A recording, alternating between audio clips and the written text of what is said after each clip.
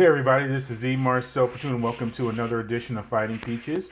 On this edition, we're going to speak to Georgia Tech volleyball head coach Michelle Collier and her thoughts on the season so far and the team as the team prepares to host North Carolina State and Wake Forest this upcoming weekend. As always, to follow everything that we do, head to the mothership, the sportsinquirer.net, premier site for news and notes in the world of sports. You can also find us on our social media platforms such as Twitter/X, Instagram, and Facebook. Just look us up under Etienne Marcel Bertut or the Sports Inquirer. And finally, make sure you like, share, and subscribe to our audio and video hosts, which include YouTube, SoundCloud, Spotify, and more. In a few moments, we will be joined by Georgia Tech volleyball head coach Michelle Collier.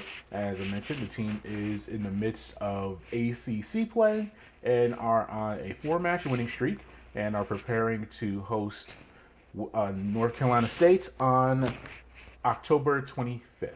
So once again, we'll be joined by Michelle in a few minutes. Stick around. Okay, we are joined by Georgia Tech volleyball head coach Michelle Collier. First time this season we've been able to catch up with Michelle, so I'm so happy that we are finally able to catch up. I know we can't do a full recap of the season so far, but just my first question is, since we've last spoken, you're in a new ACC, a new conference, 3 new teams, different travel schedule. How has that been for you individually and then just the program with this new landscape of the Atlantic Coast Conference? Yeah, no, I mean, it's definitely, I think specifically for volleyball, it's been awesome. I mean, 3 great teams that came into our conference, 3 great coaches. And so obviously has made our conference a lot better. Um, we got a chance to play SMU. We're still going to make the trip out west this year to play Stanford and Cal. So we'll see how that's going to play out. Uh, but just excited about the level in the conference. We have 7 teams right now in the top 25. So it's just it's been a great year for the ACC, and these guys have really elevated the level of our conference as well. Yeah, you've made trips to the West Coast before. You've played at Long Beach, and you've had some other trips to out in the western part of the country, and then facing SMU, as you mentioned.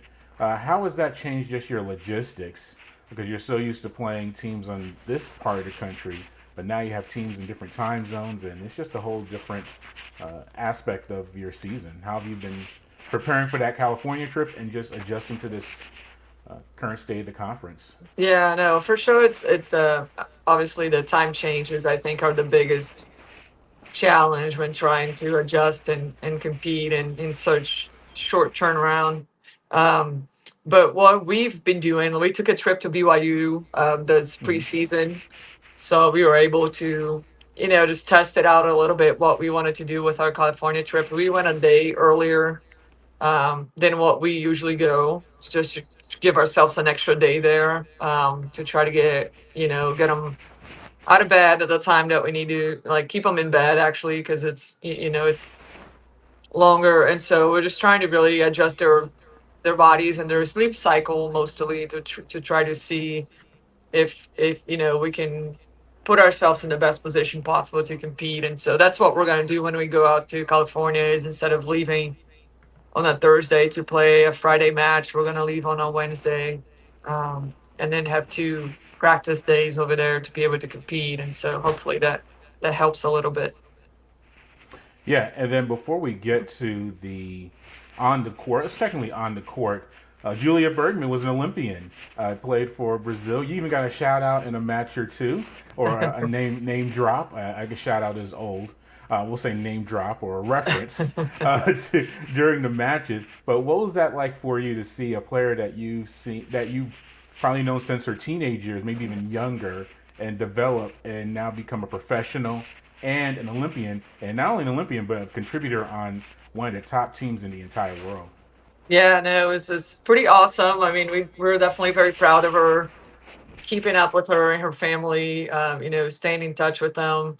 But it was really cool. We got a chance to see her earlier in the spring. We took a trip to Turkey where she was playing professionally. And so we got a chance to catch up with her and kind of talk about what the next phase of her life is like, and chat a little bit about how she was approaching the Olympic cycle and all these things that she had to navigate, and it was pretty cool. It was nice to see that the things that we did here have helped her achieve her dreams and her goals with the sport as she continues very early in her career, which is awesome. And I also think it reassures the level of of competition here at the NCAA and the ACC, and that these young players are really developing and playing at a high level and training at a high level. Um, and able to continue to do that in their professional careers, and not miss a beat. Like, so it was cool to see those things, and definitely really proud of her, happy that she got the opportunity to be part of such a special experience, and looking forward to getting her back here in the States now in LA in 28. Yeah, absolutely. And now let's transition to this year. Team, we're saying a little bit off camera, just adjusting to a different landscape. But we've seen the Yellow Jackets on a four-match winning streak, including a sweep of Clemson on a home and away this past weekend.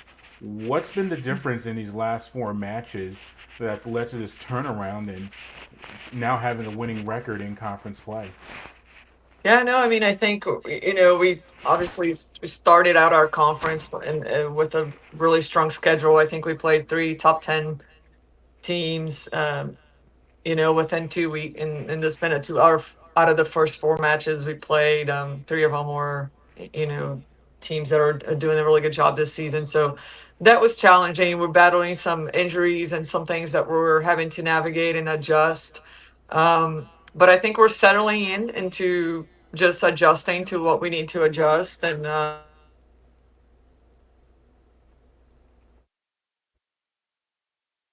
Right now. All right, we had a little bit technical issue there. We're back. Michelle, you are discussing the team's four-match winning streak in conference play and what's the improvements have been over these past few matches.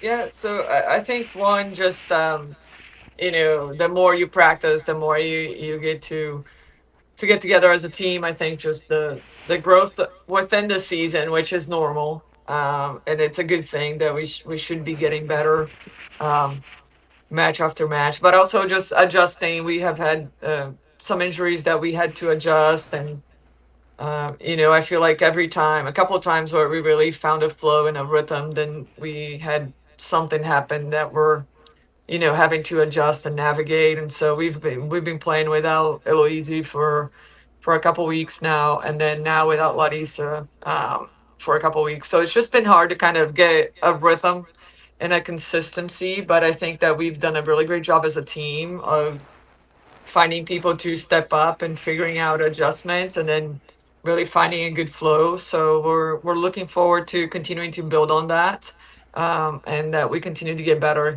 Competition in the ACC, it's really really strong, and so we need our best every night that we step out there. Yeah, and then defensively, the team has increased its digs per set by, I think, at least four per set, and that's been during this winning streak. What about the defensive end? What adjustments have you made defending your opponents to get more digs, and obviously create more offense? Yeah, no, I mean, we just talked about it, like controlling the things on our side, and our teams have always been uh, very defensive oriented. We have always done a really good job defensively, and in that period there, we just didn't make plays. We didn't touch some balls that we usually make plays on, and so we just needed to do a better job starting from our serve, and then from not only our blocking but our defense behind our block. We just needed better effort and better understanding of what we were trying to do, and I think that we were executing that at a better and higher level this past few matches, which is good to see. Yeah, and then offensively, we've seen you have at least three players at this time averaging more than three kills per set, and Tamara, excuse me, and Larissa, and even Logan Wiley. Well, has she got her first action over these past few matches? What about this balanced offensive attack?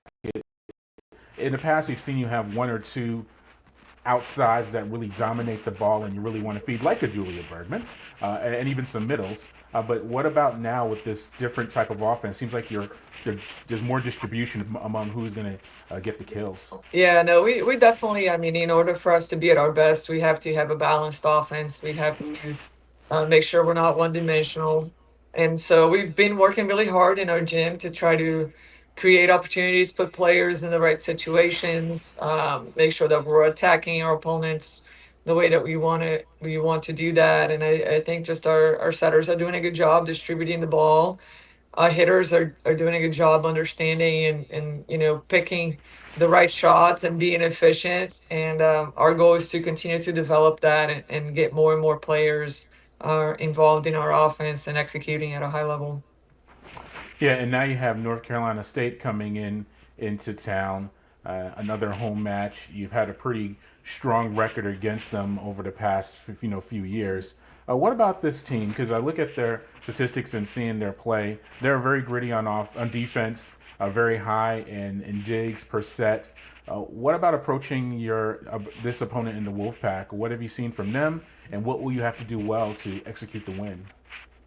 Yeah, no, we've seen a lot of good things. I think this has been one of the best teams they've put together over the years, and a team that's playing at a very high level. Experienced players that have been under that coaching staff for 4 years now.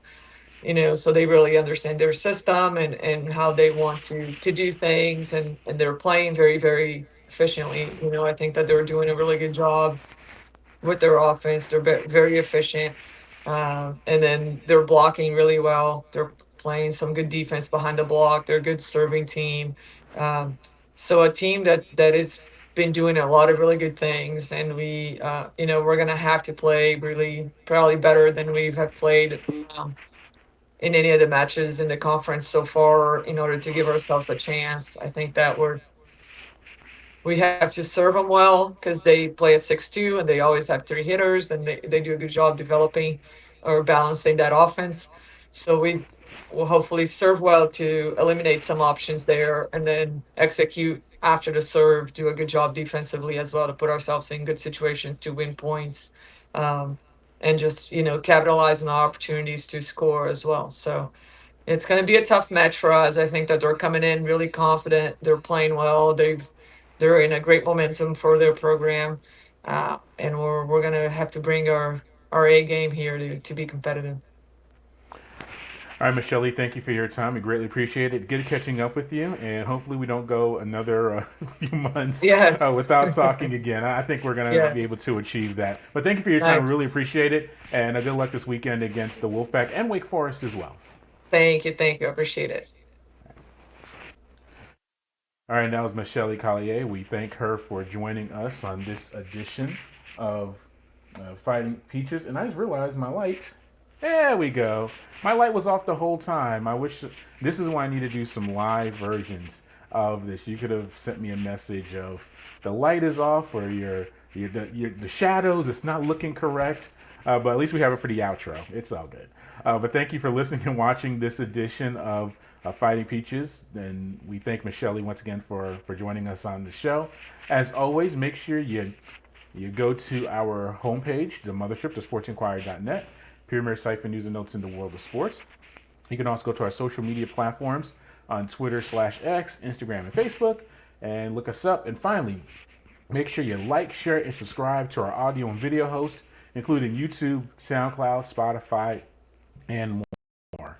Until next time, good fight, good night, and be safe.